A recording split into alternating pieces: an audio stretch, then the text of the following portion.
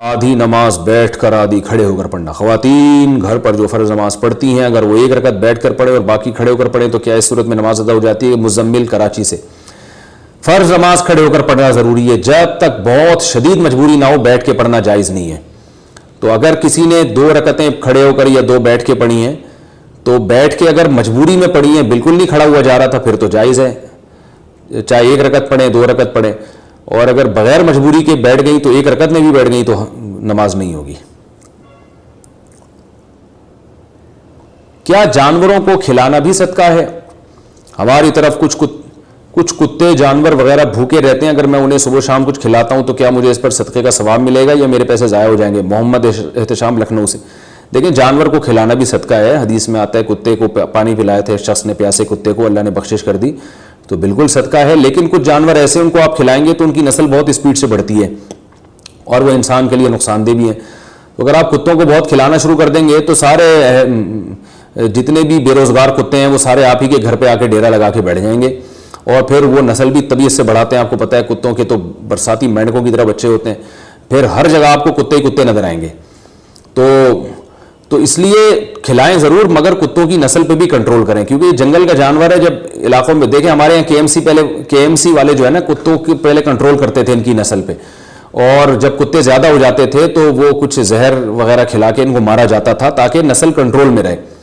اب NGOز وغیرہ نے پتہ نہیں عجیب سا ایک کتا پن کیا ہے کہ کتوں کو مارنے پر پابندی لگا دی. اس کا کراچی میں یہ نقصان ہو رہا ہے کہ کتے اتنے ہو گئے ہیں کہ گاڑیوں کے نیچے بھی آ رہے ہیں جس سے ایکسیڈنٹ ہو رہے ہیں گاڑیوں کے، اور پاگل ہو کے کاٹ بھی رہے ہیں لوگوں کو. ویکسینیشن کا تو کوئی انتظام ہی نہیں ہے کتوں کی ہمارے یہاں، تو اس کا بڑا نقصان ہو رہا ہے. تو یہ حدیث سے ثابت ہے، صحیح ہے، مسلم کی حدیث ہے، مدینہ میں جب کتے زیادہ ہو گئے تھے آپ صلی اللہ علیہ وسلم نے مدینہ کے کتوں کو مارنے کا حکم دیا تھا. تو اس سے ہمیں پتہ چلتا ہے کتوں کی نسل جب بڑھ جائے تو ان کو مارنے کا حکم ہے، کیونکہ یہ جنگل کا جانور ہے، وہاں تو نسل خود ہی کنٹرول میں رہتی ہے. شہروں میں تو جو ہے وہ کنٹرول میں نہیں رہتی، وہ فائدے کے بجائے الٹا انسان کو نقصان ہوتا ہے. اب آپ دیکھیں کورونا وائرس جب سے پھیلا ہے، لاک ڈاؤن ہوا ہے، تو کتے آزاد گھوم رہے ہیں، انسان گھروں میں بند ہو گئے. تو کسی نے بڑی اچھی تصویر ایک واٹس ایپ پہ بھیجی تھی، کتوں کا ایک پورا اجتماع ہے، تو وہ پریشان ہو کے کہہ رہے ہیں کہ کیا یار یہ KMC والے انسانوں کو اٹھا کے لے گئے اس دفعہ کتوں کو لے جانے کے بجائے. تو انسان شارٹ ہو گئے مارکیٹ سے، کتے ہر جگہ پھیلے ہوئے ہیں. تو اگر آپ اس طرح سے کتوں کو کھلائیں گے نا تو کتے اور بڑھیں گے. تو کھلانے پر میں نہیں منع کر رہا آپ کو، لیکن کوئی ایسا طریقہ بھی ہو کہ یہ جو بہت زیادہ اسپیڈ سے کتے پھیل رہے ہیں، ان کی نسل بڑھ رہی ہے، تو کتوں کو مارنے کا بھی کوئی انتظام ہونا چاہیے تاکہ ان کی نسل کنٹرول میں رہے اور یہ انسانوں کو نقصان نہ پہنچائے. میں نے ترکی میں دیکھا تھا، وہاں ہر کتے کے گلے میں ایک پٹا پڑا ہوا تھا اور ایک نمبر تھا، رجسٹرڈ نمبر اور رجسٹریشن نمبر اس کا.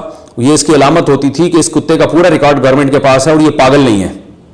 کتا جب پاگل ہوتا ہے نا تو پتہ نہیں چلتا کہ یہ پاگل ہو گیا کہ نہیں ہو گیا، وہ کاٹ لیتا ہے، انسان کے لیے بہت نقصان دہ ہے وہ. تو اور ہمیں کیا پتا ہوگا کہ کون سا کتا پاگل ہے کون سا پاگل نہیں ہے؟ تو یہ گورنمنٹ تو کنٹرول کرتی نہیں ہے. وہاں ہم نے باہر کنٹریز میں دیکھا ہے، وہاں ویکسینیشن ہوتی ہے ان کی، کتوں کو باقاعدہ چیک کیا جاتا ہے بھائی کوئی کھسک تو نہیں گیا. تو ہمارے یہاں تو آوارہ بے روزگار کتے پھر رہے ہیں دبا کے، تو آپ اگر ان کو روزگار دے دیں گے تو اور کتے پن پہ اتر آئیں گے. اس لیے احتیاط کریں. ویسے اگر کھلانا ہو تو میرا خیال ہے بکری پالیں، گائے پالیں، بھینس پالیں، مرغیاں پالیں، ان کو کھلائیں، وہ انڈا بھی دیں گی، آپ کو بھی کھلائیں گی. وہ بکری کو جتنا کھلاؤ گے وہ آپ کو بھی اتنا کھلائے گی. کتے کو کھلاؤ گے وہ کیا کھلائے گا؟ یا تو پالتو کتا ہو نا جو کسی مجبوری سے رکھا ہو حفاظت کے لیے، پھر تو ٹھیک ہے. گلی محلے کے کتوں کو لفٹ کرائیں گے تو پھر وہ مسئلہ جو ہے وہ یہ ہوگا کہ وہ بہت زیادہ پھیل جائیں گے.